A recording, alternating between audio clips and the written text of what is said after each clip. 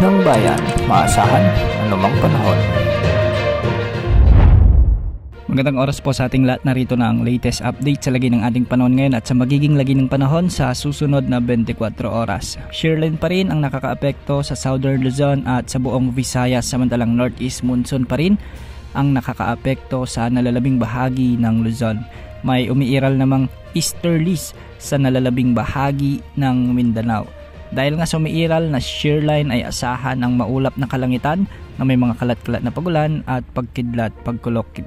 Sa bahagi ng Visayas, Mimaropa, Bicol Region, Northern Mindanao, Caraga, Laguna, Rizal at Quezon Province. Dahil dito, posible ang banta ng mga biglang pagbaha at pagguho ng lupa, lalo na kung may mga katamtaman hanggang sa kung minsan ay malalakas na pag-ulan. Dahil naman sa umiiral na Northeast monsoon ay magiging maulap ang mga papawirin na may mga kasamang pag-ulan ang mararanasan sa Cagayan Valley, Cordillera Administrative Region kasama na ang Aurora. Hindi rin inaalis ang posibilidad ng mga flash floods at landslide, lalo na kung may mga katamtaman at minsan ay malalakas na pagbuhos ng ulan. Para naman sa Metro Manila at nalalabing bahagi ng Luzon ay magiging bagyang maulap hanggang sa maulap ang mga papawirin na may mga isolated light rains o kalat-kalat na mahihinang pag-ulan. Dulot pa rin ito ng amihan o Northeast monsoon.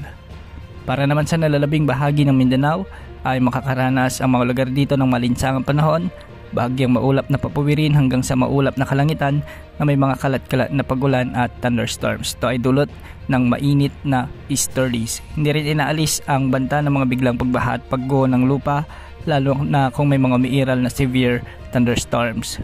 Para naman sa lagay ng mga pag-alon sa ating mga karagatan, sa northern at eastern sections ng Luzon ay posibleng umabot ang mga pag-alon hanggang 3.5 meters.